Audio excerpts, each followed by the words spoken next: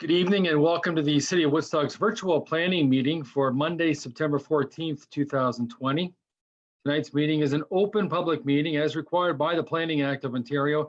This meeting is being live streamed to the city's YouTube channel, and a recording of the meeting will be posted on the city's website following the meeting. An agenda can be found on the Agendas, Meetings and Minutes page of the city's website under Inside City Hall from the homepage, heading under cityofwoodstock.ca. Present here tonight are members of council, Deputy City Clerk, the City Clerk, City Engineering and Building Department, and the IT Department is also represented. By the way, though, some people you will only see when they make a comment or are asked a question or asking a question. If you wish to address council at this meeting as well, you must submit a delegation form at the City Council no later than 2 p.m. on Wednesday if you want to present a delegation to Thursday's council meeting, because this meeting is for information and discussion purposes only, and no actual decisions will be made tonight. Council will make decisions on these matters at the regular council meeting to be held on Thursday, that's September 17th at 1:30 p.m. And you can address the council then if you give notification by 2 p.m. on Wednesday to the city clerk's office, or contact us through the city website. Due to the nature of a virtual meeting, the public has been asked to submit or request a request to speak in advance to allow for pre-meeting electronic connectivity tests with our IT department. And there's quite a few people on board here tonight. Those wishing to make a presentation will join the meeting via video conferencing through Zoom, of course, while those wishing to provide comments or answer questions only will also have the opportunity to be a part of this through telephone. We do have one or two emails that will be read here throughout the meeting too tonight, people who wanted to have their comments put on record. When recognized by the chair to speak, you must provide your name and address for the public record and your exact role in the meeting here tonight before giving your comments. Only the applicant or people who provide oral or written comments regarding the application are then later entitled to appeal a council's decision to the local planning appeal tribunal. Please keep your comments to planning matters only and avoid repeating comments that have already been expressed. As the chair, I will try to keep things online as far as the proceedings go. If you have not provided oral or written comments but wish to receive formal notice of council's decision on the matter, please contact the clerk's department. The notice will be provided with further information about appealing the decision. Of course, as I said before, decisions won't be made until Thursday's city council meeting, which begins at 1:30. Will also be broadcast live on the city website and through the YouTube channel. The planner will be asked now to present the planning reports from the Oxford County Planning Department. That's Andrea Hackler, our senior planner, and the applicant will then follow with an opportunity to provide comments of their own. And anyone wishing to speak in favor or against them will then later be asked to be able to provide their comments after the applicant has spoken and after the planner has spoken. So with that all said, it's the time to take a look at tonight's agenda. There are 5 items on the agenda here tonight, and we will start with number 1. Obviously, we'll go in order. And number 1 is ZN 8-20-07, an application for zone change from True Build Construction Inc. 457 Spencer Street is the address in question. As we welcome aboard here tonight for the first time, the Oxford County Senior Planner Andrea Hackler. She'll share the screen and give her a presentation as to what the proposal is all about. Thank you, Councillor Schanberg. So I'll just share my screen here. And so for the first application tonight, it's as Councillor Schanberg indicated, it's for 457 Spencer Street, and the applicant is proposing to rezone the subject lands from residential zone 1 to residential zone 2 to facilitate the construction of a single detached dwelling on each of the lots. For council's information, the subject application is a condition, or the zone change is a condition, is required to satisfy a condition of a recently approved severance application. And the severance application was to, as council can see, was to create a vacant residential lot. And so now the applicant is proposing to rezone the lands to R2, and that would facilitate the construction of a single detached dwelling on each lot. The applicant is requesting this zone change as because the R2 zone allows for a reduced frontage from the R1 zone, as well as a reduced lot area for single detached dwellings. And so the applicant felt that it would be more appropriate to zone these lands R2, which would facilitate the construction of the dwellings on these parcels. The application was circulated to staff and a number of other agencies, and staff were satisfied that the proposal could be supported. There are a number of comments that were received from staff, and those comments were addressed through the conditions of the recently approved severance by the Land Division Committee. The subject lands are designated low density residential, which supports single detached dwellings in this area. There is a mix of uses in the area, including Southside Park and predominantly single detached dwellings, but there are also there's also a semi-detached dwelling in the area as well. So staff feel that the proposal to go to somewhat smaller lots in this area is appropriate. There's a mix of lot sizes. And so the two dwellings will be well suited for this area. This is also a form of intensification and infill and a good use of underutilized lands.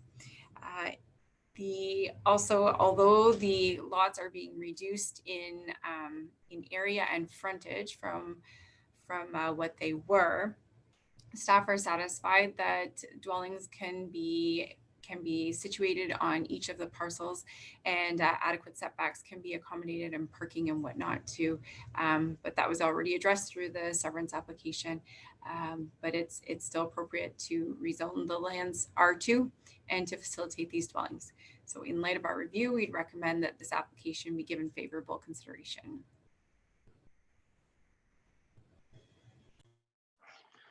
Thanks, Andrea, for your description of the number one item on our agenda here tonight. Are there any questions for Andrea Hackler, Senior Planner from Council, that might have any questions or concerns about this?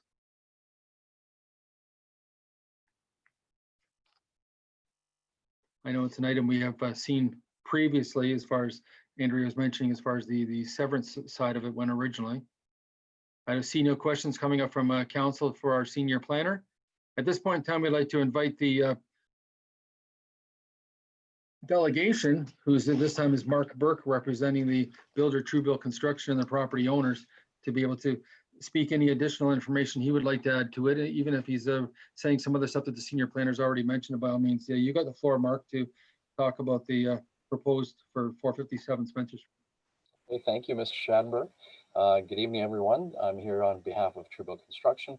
It's going to be a really nice project. The home that's there presently is really in great disrepair and has some real structural issues. So this is actually going to represent a really nice improvement to the neighborhood, and the lot sizes are still actually good lot sizes compared to a lot of other new areas. So it's going to be a really nice project. I think it's going to be. I'm a neighbor around the corner myself, not too far away, so I think it's going to be a really nice improvement to the neighborhood. And here to answer any questions. Are any questions or concerns from members of council?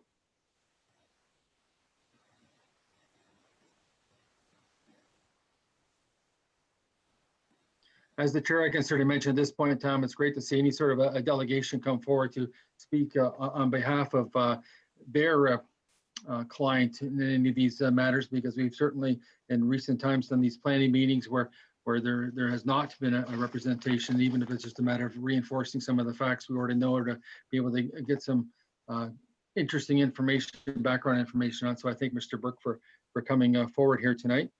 At this point in time, I'd have to ask if there's anybody who is registered to speak in favor of the application here tonight. Is anyone who's registered to speak in favor of the application that might be on board here through Zoom or through the telephone? Is anybody here online who wants to speak against the application? Agenda number one item on tonight's planning meeting.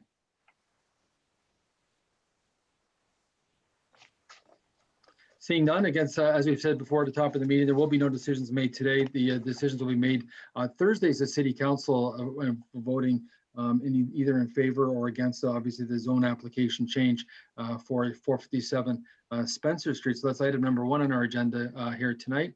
And 1:30 on Thursday is the next City Council meeting, and it will be, of course, live on YouTube and also live on the City of Woodstock website. So I thank Mr. Burke for his participation here tonight on 457 Spencer Street application.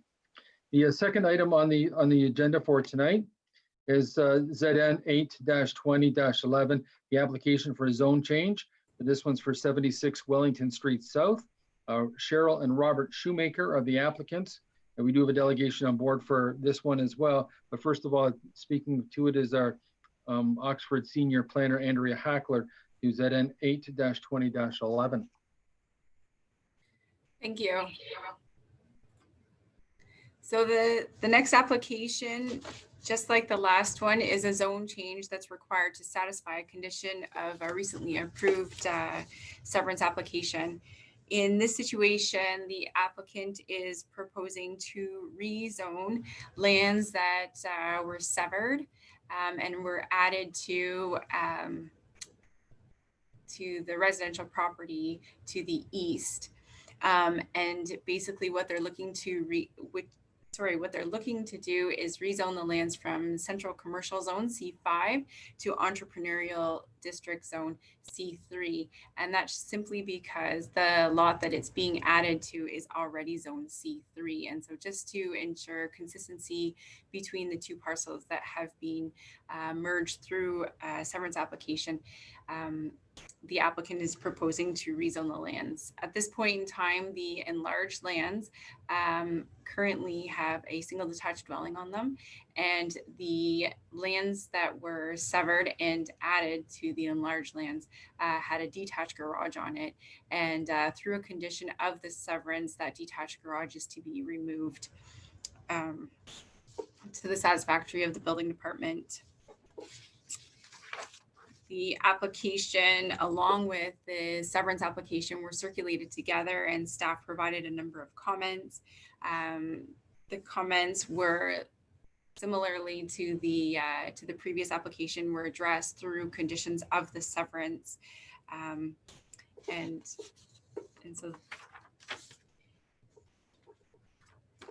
so that was satisfactory to staff. The proposal at this point in time is for no future development to the subject property. And it's just the residential parcel will maintain a residential use, which is in keeping with the policies of the entrepreneurial district. The newly enlarged parcel meets all the relevant provisions of the C3 zone. In light of that, we'd recommend that this application can be considered favorable as well.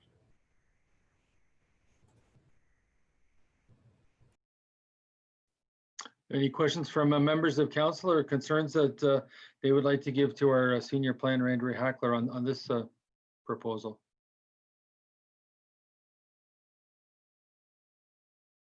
I do have a question for you, Andrea. I see that there's none from council. Just as complete full clarification, that red square lot currently is attached to the green square lot, which is the corner property of corner of Hatch in Wellington. And the red square lot is now going to be attached to the blue squared lot or rectangled lot. I actually drove by the property today, and of course, historically throughout the city of Woodstock and all communities, there's usually some sort of a laneway accessing behind other properties or even old horse barns and stuff like that. So there's still a laneway behind the green rectangle lot. And so that in fact is why the triple car garage will be removed. That's currently in the red triangle lot because it's now going to be attached to the blue lot, right? Making that property just that much more deeper. To the chair's question, that's correct. So basically, these are the green lot is the retained lands, and so formerly the lot that's highlighted in red was part of the green lot, and is now being added to the enlarged lot. At this point in time, we welcome our delegation on board. That's Corby Kerwin. You can see him on your screen already. And Corby, if you could give us your name and your address and your title and your sort of your affiliation to this project at hand. Thank you, Councillor Schanberg. Name's Corby Kerwin. on behalf of SPH Engineering, representing our client and the applicant for this project. And my address is 65 Springbank Ave, Woodstock. So if no questions, just here to answer questions if there were any of the delegation.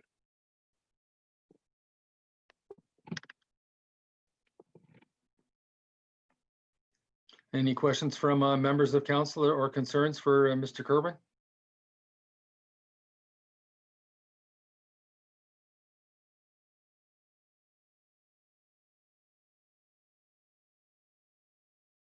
And certainly thank you for spending some time with us here tonight, because there's always some sort of questions or worries or concerns on some sort of a project, but I see none coming from council whatsoever. At this point in time, we'd like to see if there's anyone who's registered to make comment here tonight in favor of the application that might be online here, either through Zoom or through a cell phone or any means, through email even, to make a comment at this public meeting in favor of the application. Seeing none, anybody that's online here tonight to speak against this application? As I mentioned to you before, of course, no decisions will be made here tonight, because the next council meeting is Thursday at 1:30 in the afternoon, September 17th. It'll be broadcast live on the city's YouTube channel and also on the City of Woodstock website. And that's when the item will appear on the City of Woodstock City Council agenda to make a full decision on it at that point in time. So we thank Mr. Kerwin for joining us tonight for item number 2 on our agenda. Thank you.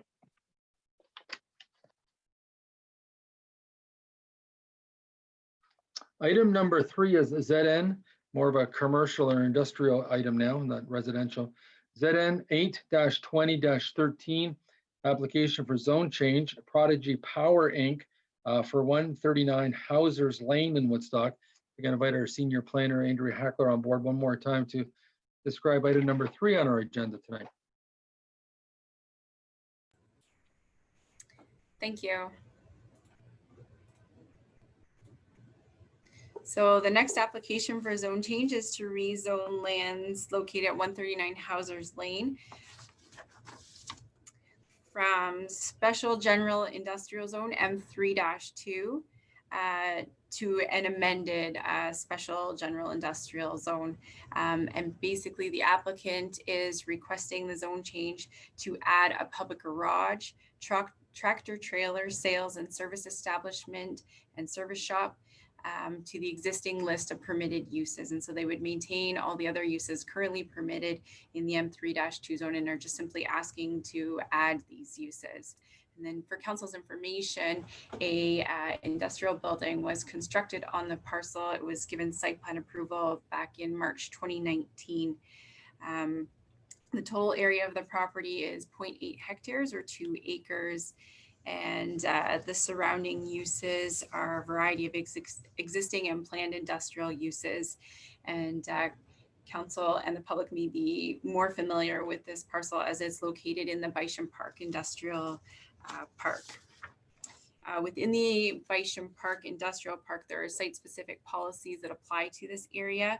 And generally, they permit a variety of traditional industrial type, light industrial type uses, as well as some service commercial type uses.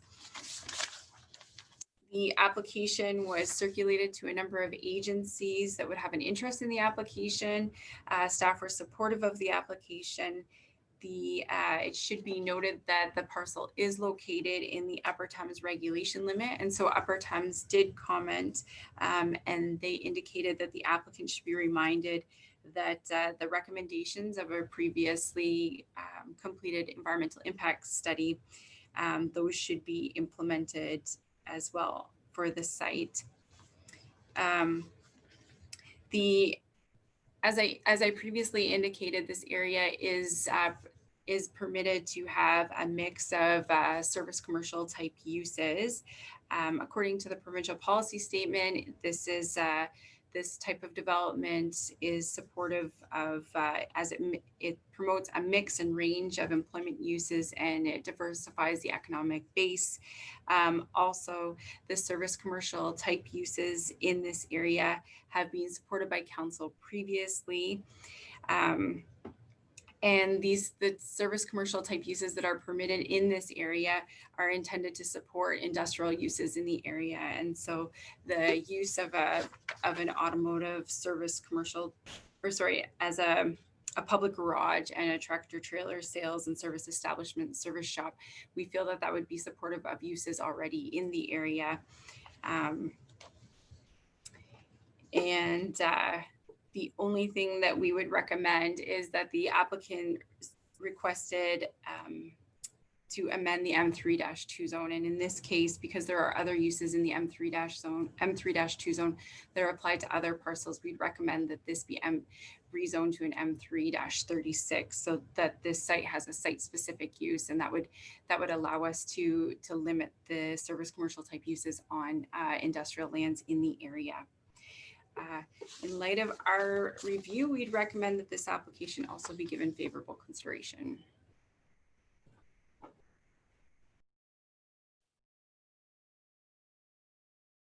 Maybe Mona, for a quick editorial comment from myself. I drove down to the north end of course, the dead end of Hauser's Lane where this building is, and it's a very, very attractive commercial building. I suggest I recommend anybody in the city of Woodstock just to wander around through Patullo and some of these other like Bisham Park and see some of these new construction areas that are being built in the city of Woodstock. EuroX Construction has a terrific building out there on Hauser's Lane as well. Is there anybody from City Council that would like to make a comment or question or have a concern that they'd like to clarify through our senior planner at this point in time?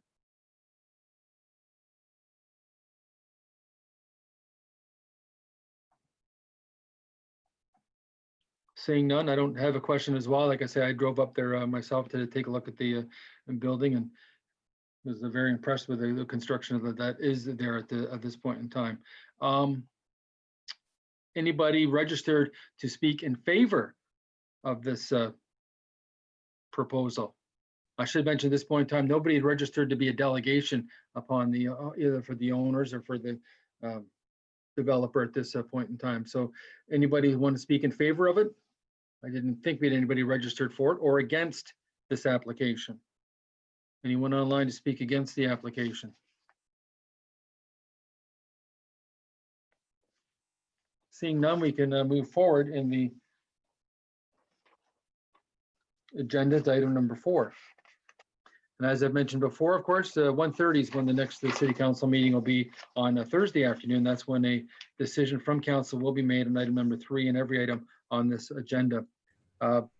Next item is more of our residential one as we switch again back to residential. Number 4 agenda item is ZN 8-20-12. It's an application for a zone change, Next Pump CA Limited, and this time the address being 590 Hatch Street in the city of Woodstock. If we can invite Andrew Hackler back on board, our senior planner, to describe this proposal. Thank you.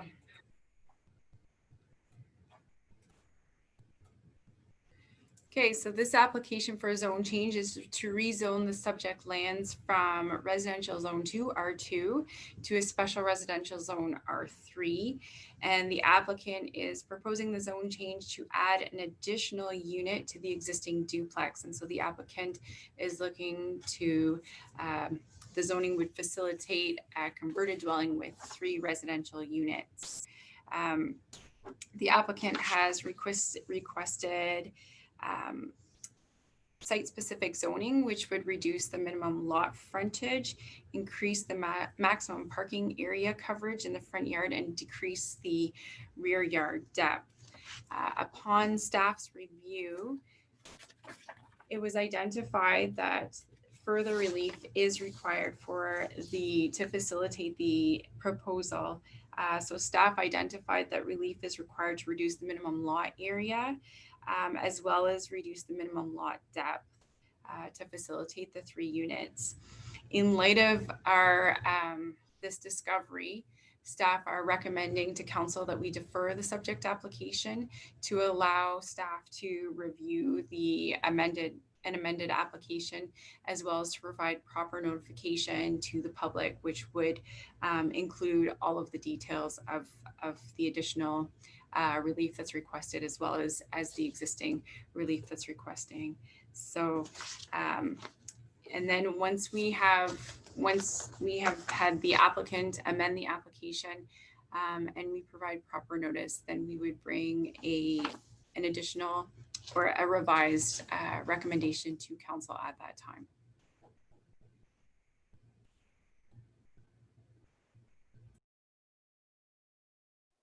Any further questions of our planner from city council members?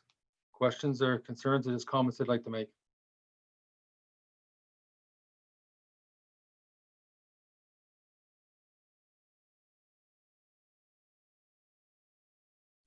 Maybe I do have a question for the senior planner on this, more of a clarification than anything else.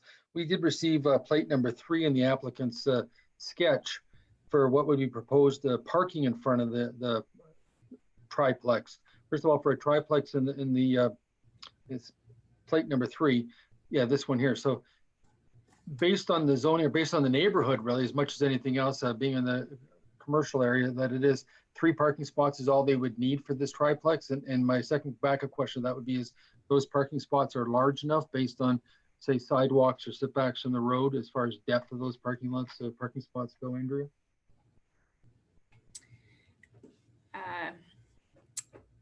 In response to your question, Councillor Schadenberg, at this point in time, we did not complete our analysis because we were recommending a deferral. But I can tell you that the zoning bylaw requires one space per unit when it is a converted dwelling unit, and then the spaces are required to be a width of 2.7 meters and a depth of 5.5 meters. So I believe that this sketch is proposing that width and depth. However, like I said, we haven't completed our analysis.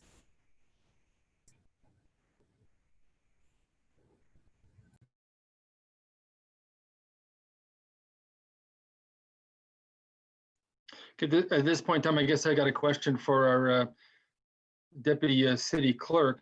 I know there's a attachment on this from a neighborhood of 590 Hatch Street. Is this to be read into minutes at this point in time? I got a question for Alicia Dychuk as far as this goes, that there's a 590 Hatch Street property owner that had a comment, or is that just something we want council to read and be aware of? Alicia?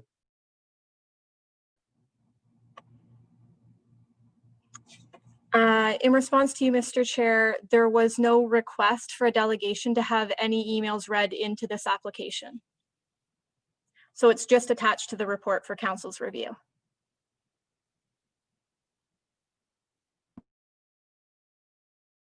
Okay, thanks a lot. So like I say, we read all our reports and we go through everything paragraph by paragraph, and that's we do have something in our, I think in our 5th item here on the agenda that will be something that Alicia will be reading into the minutes. For item number 5. Item number 5 is an application as we move forward in the agenda here, application for official plan amendment and zone change. So it's OP 19-12-8, OP 19-13-8. And for zoning part, ZN 8-19-29 and ZN 8-19-30. And in question is the Ontario Inc. Company 1904-968 and 265-7086 Ontario Inc. So we invite our senior planner Andrea Hackler on board one more time to talk about this, and the address in question this time is 510 Norwich Avenue in the city of Woodstock and properties behind it. Thank you.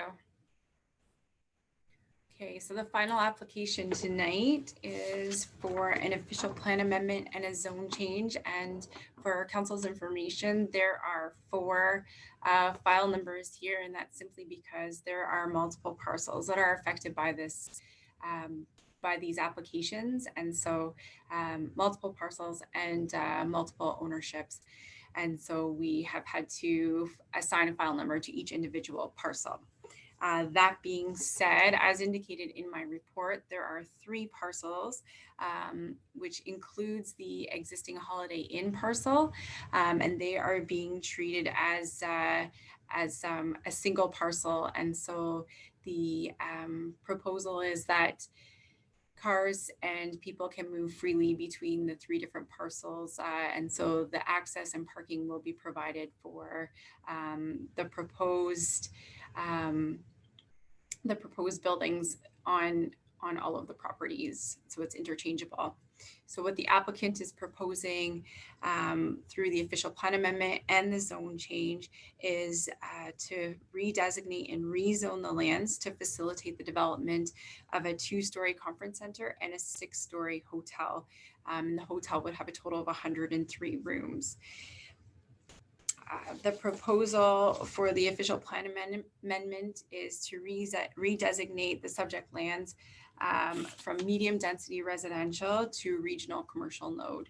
And the regional commercial node is a designation that's applied to the entire Norwich area, which allows for a mix of commercial type uses, generally like the big box type stores that are better suited for a larger area as opposed to smaller retail uses that are supported in the downtown. And then the zone change that the applicant is proposing is to rezone the lands from special residential zone R3-25 and future development zone to regional commercial zone, to a special regional commercial zone.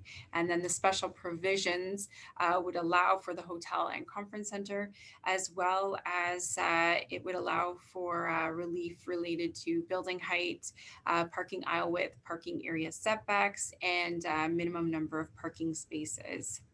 In support of the application, the applicant submitted a functional servicing report, traffic impact study, and then I should also mention too that the Holiday Inn site was formerly subject to the same applications back in January 2006. And so, as I indicated, the regional commercial node supports a wide range of commercial uses, and they're specific to a larger area that supports a larger public. It also draws in not only residents from the city, but this area is anticipated to draw in people from neighboring communities as well in the larger Oxford County area. And so staff think that it's supportable to add a hotel to this area, especially with its close proximity to the 401. And so it can support people that are coming from outside of the city and then also within the city. The conference center, as I indicated, is being proposed at 2 stories, and I can just move down to the site. So the 2-story conference center is being proposed on the north side of the property, and then the 6-story hotel is being proposed on the south side of the property. I should also mention that we found that it's supportable to have the 6-story parcel or 6-story building on the south side of the property, as it is adjacent to lands that have previously been designated and zoned for a high density residential development. And I believe that for the site south of it, there's a maximum height of 9 stories on the property. And so we felt that the 6 stories would be appropriate beside the 9 stories. And then whereas the 2-story conference center adjacent to a number of single detached dwellings, that's more suitable for that side. And as you can see on the site plan, the building is also being set back from the neighboring residential properties to the north to act as a buffer. We circulated the application to a number of agencies. Staff are supportive of the proposal. The Parks Department indicated that the lot has been cleared of tree canopy without permission, and so Parks will be seeking compensation at a 3-to-1 ratio for all the trees that were removed from the site, and that will be reflected in an arborist report that will be taken and reviewed through the site plan approval process. The building department indicated that they are supportive of the application. They indicated that that the applicant should be aware that the convention center being proposed at 2 stories cannot exceed 11 meters, according to the zoning bylaw. And then the building department also commented on the number of required parking spaces. The applicant is proposing to reduce the total number of parking spaces from 316 to 192. The building department indicated that they feel that the requirement of 1 space per 10 square meters in the convention hall or the conference center, which equals 192 spaces, is excessive, and that they feel that the number of parking spaces can be reduced.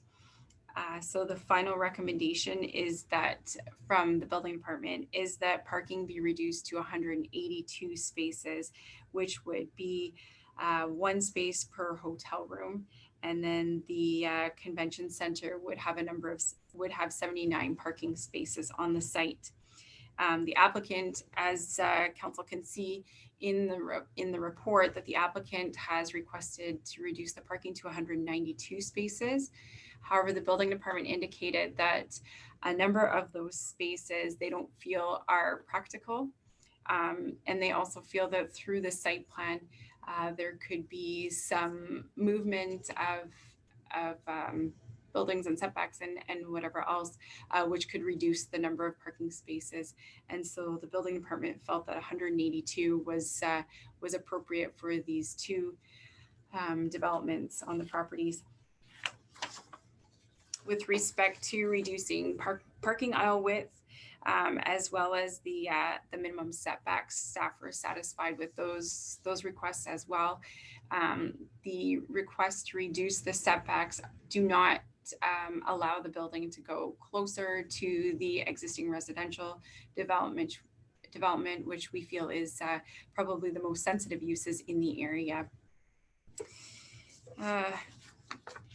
In review of the application, we feel that it is consistent with the provincial policy statement as the development assists in providing for a mix and range of employment uses to meet the long-term needs of the city, as well as the county.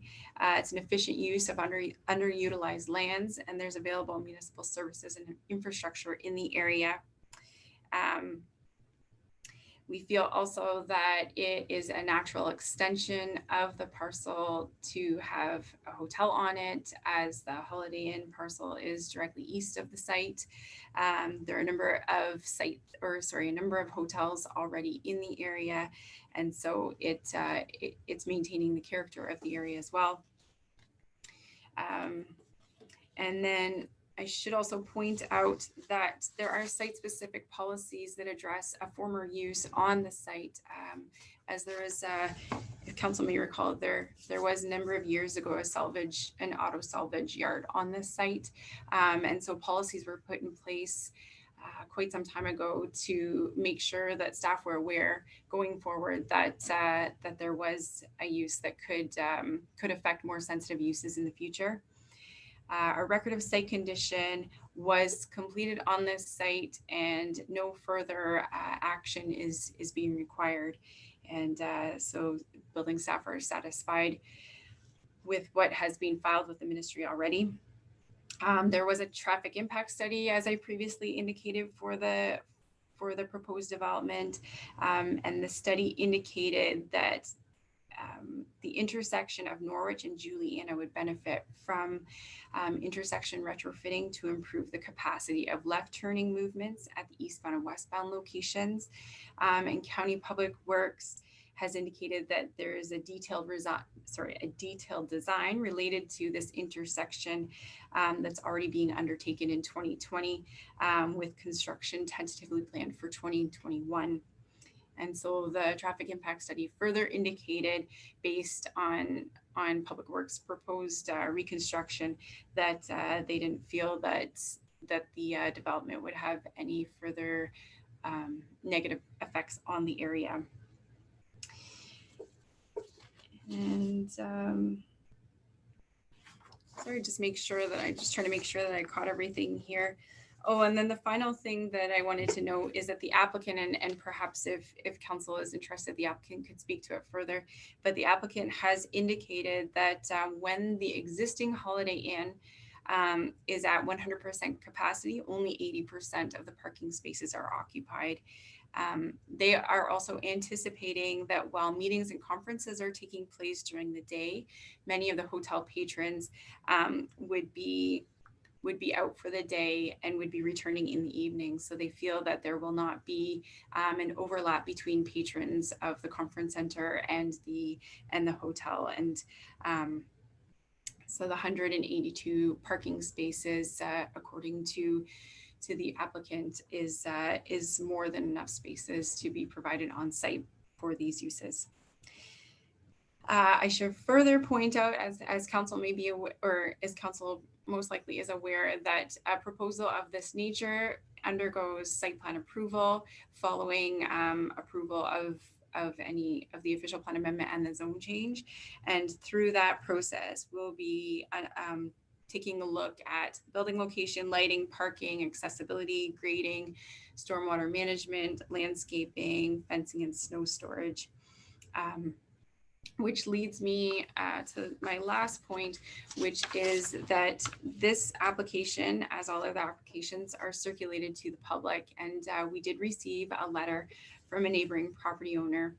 So for council's information, I have spoken with the neighboring property owner, and a number of the items that were of concern to her, she feels would be addressed through site plan approval. And so I did, and a number of her other questions were related to having not seen the staff report yet. So I have sent her the staff report, and we have talked further about the application. And I believe that she'll be contacting us once the site plan applications have been submitted for additional comments that she may want staff to consider. So in light of our review, we'd recommend these applications be given favorable consideration as well.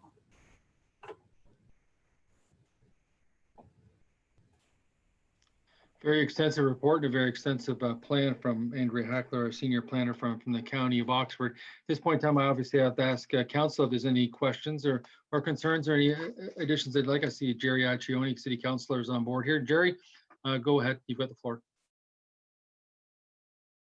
Yeah, thanks, Mark. I do have a whole bunch of questions. Yeah, let's start off with, I guess, to Ms. Hatchler.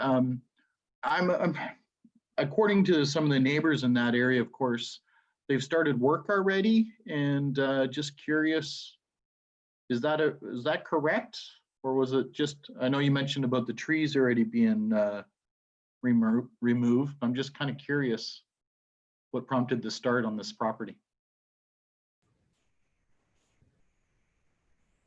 Through the chair to Councillor Accioni, as the planner, I am not aware of anything that is taking place. Perhaps Craig Wallace could speak to that, and if he's not aware of it, then we can always ask the applicant.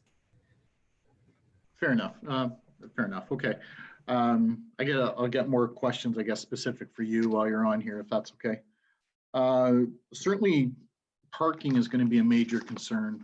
Been to a lot of events, and with only the 79 spaces, according to the report, I mean, there's hundreds of people at events. I'm kind of curious what size is the being proposed. What's the maximum occupancy for a banquet hall like this?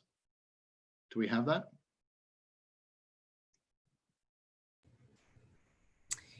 I think that this question might be more appropriate to ask to Mr. Wallace, because there is definitely an occupancy. I believe there's an occupancy load for the conference center, and he was the one also that would have calculated the parking requirements. So yeah, I'll just turn that over to him if that's okay. Mr. Wallace can answer that, then that would be fantastic.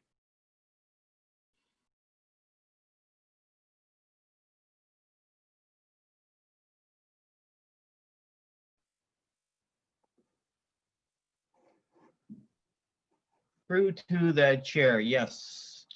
I'm just zooming in on the one drawing. I'm sorry. The if occupant was written load- there, I haven't seen that. Yeah. Yeah, the occupant load, or the proposed occupant load is approximately 500 to 600 people. Mhm. The applicant is in the audience, I believe, so we can confirm that with him. But based on the drawings, you're looking at between 500 and 600 people occupant load for the conference center. And as planning, we feel comfortable with having 79 spaces. That's within whatever our normal ruling is. I or think rules are. I think the intent is to have some sharing with the hotel. That's Okay. that's our thinking in agreeing with the number of parking spaces that there's definitely going to be shared parking spaces on the site. Okay, and again, I'm thinking of most evenings, of course. During the day, I realize a lot of people will be away, but all those evening events, say Friday night, Saturday night, when the hotel's probably at its busiest as well, I would think the conference center would also be at the busiest with weddings and everything else you might have. And I'm just thinking of the neighborhood, of course, and Lampman Street itself, if there's enough to have parking on it and everything else. I guess that's not really a question. That's more of a statement, Craig. Thank you. Are you also, Mr. Wallace, while you're still here, are you aware of any work being done already on the site? Mr. Chairman, through to the question, no, we're not aware that there's work being done on the site. We have not issued any permits. In saying that, we can check out the site tomorrow to see if there's something going on out there. Yeah, it was just a phone call earlier, or actually late last week, that said they were doing some work on that site. I just wasn't sure if they were referring to us looking at this, or physically work's already being done, and if so, what exactly what was being done. That's all. Okay, thank you.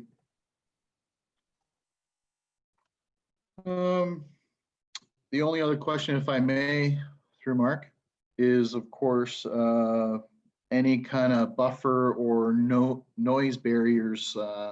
The residents, I'm sure, are going to be concerned for light reasons as well as noise. Is anything incorporated in the plans? And maybe this is best to speak with the actual person putting the plan forward. I'm not sure who is on with us right now. Would that be Mr. Patel? Actually, yeah. Thank you. Yeah. No, through the chair, yeah, there will be a fencing provided on the north side of the lot. Fencing, or are we talking noise barriers? Do we know at this point, just for residents' concerns, I'm sure? The plan is for fencing at this time. Okay, height or anything reference? Do we have an idea at that, or is there any requirements? Maybe Mr. Wallace can let us know if there is requirements for heights or anything like that. Mr. Chairperson, through to the question, typically that's done through site plan. We do a full review. So under site plan, we would come up with some type of plan. We do consider noise, and we do consider light pollution, and we do consider the lights from the vehicles. Okay. Okay, thank you, gentlemen. I'm done, Mark. Thank you. Thanks, Councilor. Any further comments? Is there any other comments coming from anybody else from council that's on tonight here? Comments at this point in time anyway for either Chief Building Officer Craig Wallace or our Senior Planner Andrew Hackler at this point, and then we'll invite the applicant in to speak. I guess there's no more further comments. So I guess at this point, I guess the floor does belong to Ravi Patel. He's the applicant for this application. Ravi, any other information you want to add that you might think be concern of interest to our committee, but also to those just in general that are watching what a project like this could be as a benefit to the city in any direction? Thank you. First of all, I just wanted to thank the planning department for working with us. It's been quite a long process for us with revisions and that to get this application to this point. We've had the Holiday Inn since 2017, and with the explosive growth in the city, have noticed that there is a need for an additional higher end hotel, and that's where this plan is coming from. We feel that this location is ideal, as it's close proximity to the restaurants as well, to help support those businesses as well. And being with the Holiday Inn, the parking will be shared as well with the conference center. Now, I'm available to answer any questions, but just to answer the councilor's question from earlier, there's absolutely no work going on. There are houses under construction across the street where I believe they have been dumping some soil on our side. So they've been going back and forth, just removing that and regrading the houses there. But we have not had or commissioned any work to be done on the property. I'm available for any questions. Thank you. Thanks a lot to Mr. Patel. Is there any other questions or concerns coming from members of council for Mr. Patel, the applicant here tonight? I'm not sure if you can see me at all, Mark, but I can't see myself. Yeah, your screen's still black here, Jerry, but go ahead and ask a question. Councilor Accioni? Yeah, okay. Thank you very much for speaking up. I just had one other thought. Are we sharing with the other hotels since they kind of back up to each other? Is there going to be a common way between them, or is it going to be a closed off? I haven't looked at the grading there. I don't know if that's even possible, of course, but with the other hotel, is there going to be a way to get across through there, or no? Through the chair to the councilor's question, yes, the properties will be all connected, and we have registered parking and access agreements between the three properties with each other. Okay, excellent. That alleviates some of the parking concerns, of course, with as much as possible there. And thanks for also clarifying on work being done on site. Like I said, I wasn't sure, and you should have asked a more pointed question. I just haven't got a chance to drive by to look. So thank you. Thanks, Mark. I see Connie Lauder's got a hand up. Councillor Connie Lauder, you've got the floor. Thank you. Through the chair to Mr. Patel. Just a question about the trees. Were they removed recently, or is this some time ago? And just maybe that's what the neighbors are thinking, that work is being done there. Through the chair to the councilor, those trees were removed in 2018 due to just we found lots of dumping being done illegally on the site. There's couches and mattresses, so we wanted to clean up the site, and that it was a lot of bush. There weren't many trees on the property. Just one more. The other thing, in that letter that came to us, she spoke of the fence, her line fence, which she thought was her line fence. And then there was about 2 feet of area that it was in a no man's land, kind of, that no one seemed to know who owned it. So will that all be part of this whole development, that'll all be cleared up? Apparently there was a lot of weeds and things, according to the letter, growing along there, her fence line. Are you aware of any of that? Through the chair to the councilor, yes, we looked at that today actually, and I read the letter to council. I'm unaware of any kind of no man's land there, but we will have a survey done again just to make sure of that, and all that. We do regularly maintain the property with a rough cut mow every summer. Thank you.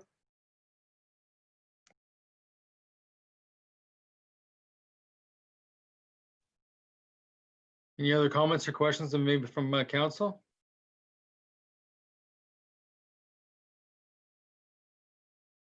I know one thing that you've done, for example, is a comment here from the chair here to Ravi Patel, the traffic impact study. That's one of those things where in the city of Woodstock, we've seen so much of the regional commercial node there on Norwich Ave, just traffic in general, that the 401 interchange has been completely rebuilt there. It really becomes kind of a double-edged sword, really, because it becomes kind of an active point in the city of Woodstock to see all this activity going on. But then all of a sudden somebody comes back and says, well, is there too much activity or too much traffic? Especially when you see Starbucks opening up, Mary Brown's Chicken and so much more, which can benefit a hotel owner like yourself, because they have so many restaurants nearby. But then all of a sudden people say, well, there's too many cars. Is there any solution, or I mean, one of the things we've talked about as part of the plan on Lampman, for example, is they'll have the left turn only exit to get out of the proposed conference center? Is that one of the solutions? Yes, so our proposal is to have left turn only onto Lampman, and as well with having the shared with access to the Holiday Inn parking lot, that would help cars get to Norwich without having to clog up the Juliana left turn lane or right turn lane. And also, I think with supporting the restaurants, once folks are parked at the hotel, they can just walk to, for instance, Kelsey's or Montana's or any of those other places without having to put another car on the road to get a hotel further away. Would just result in more traffic as those guests would be traveling via car to the restaurants as well at that intersection. I guess I will ask one more time if there's any councilors do have any questions or for Mr. Patel. We thank Ravi Patel for joining us, the applicant for this item number 5 on our agenda here tonight. At this point in time, we want to know if there's anybody who's registered to be online here tonight to speak against the proposal. We do invite our deputy clerk, Alicia Dijak, back on one more time. She has something that was submitted. Maybe it's something that's been referred to already, but it was something that somebody has been submitted to, specifically requested that it is a part of our minutes here tonight. So if Alicia could come back on board here, our deputy clerk, with the item she has.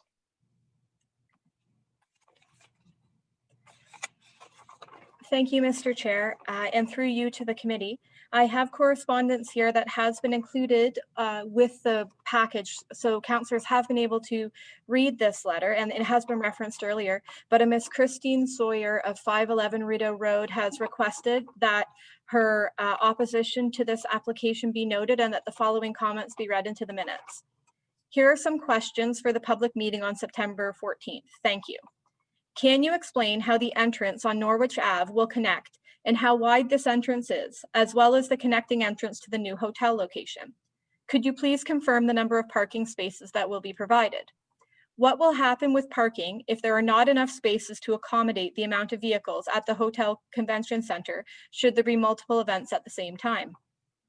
Has there been a marketing study done to ensure the convention center will be attracting new events and not just having current events book here instead of another location in town? Has there been a study to show exactly how often our current hotels are at capacity or in need of another hotel? What are the city's plans for increased traffic flow in our neighborhood, Lampman Place, Salter Ave, Odlum Drive, or Powell Drive, and on Juliana? How many lighting posts will there be? And will they be on all night? What time will they go on and be shut off?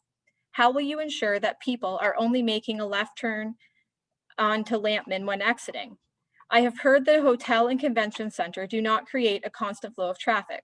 If this is going to create some much needed space for events and tournaments, there will be a constant flow of traffic at the beginning of events and as well at the end and during the tournaments when the teams are arriving to and from the hotel between games.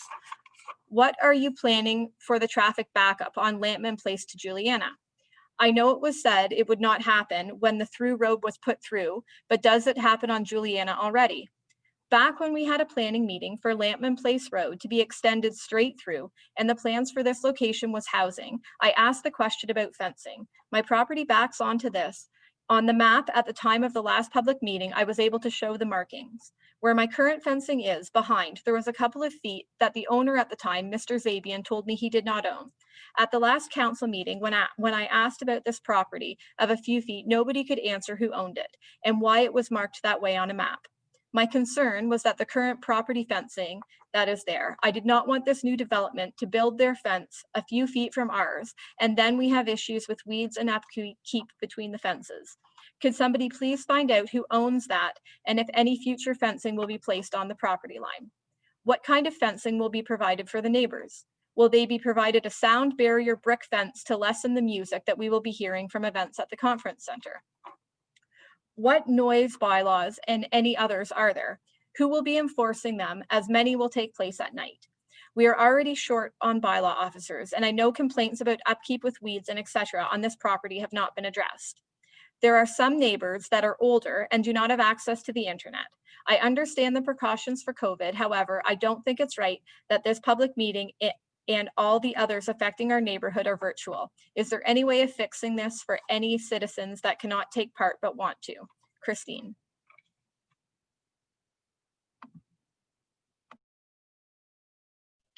As the chair, I guess the best way to deal with this, again, would be to go back to Ravi Patel, our applicant, and see if there's anything that he might be able to skim over from those questions or concerns that haven't already been dealt with by other comments, to sort of think that, again, some of these questions have already been answered, but if there's any other kind of comments you might be able to make from this, Mr. Patel, from Christine Sawyer's letter. Thank you. So I did get a chance to read this, and I believe most of the items have been addressed. In terms of lighting, at the Holiday Inn, the lights are on from dusk till dawn is the timing. Lighting location will be determined by the engineering and in the site plan process.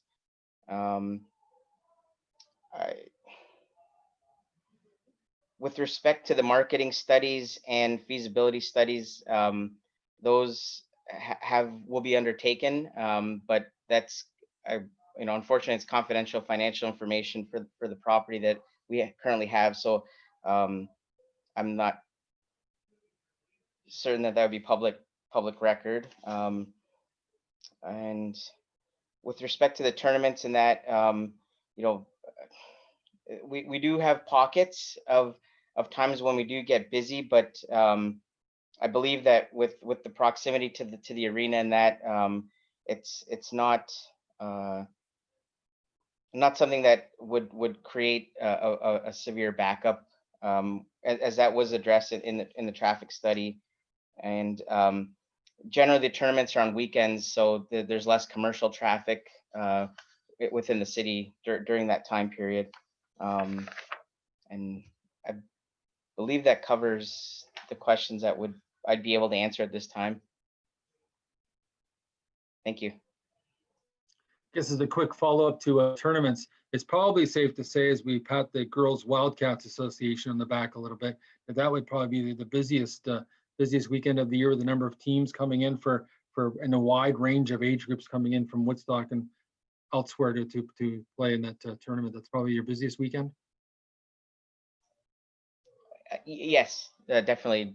First weekend in January, and hopefully we do get back to the point where we do have that tournament scheduled again.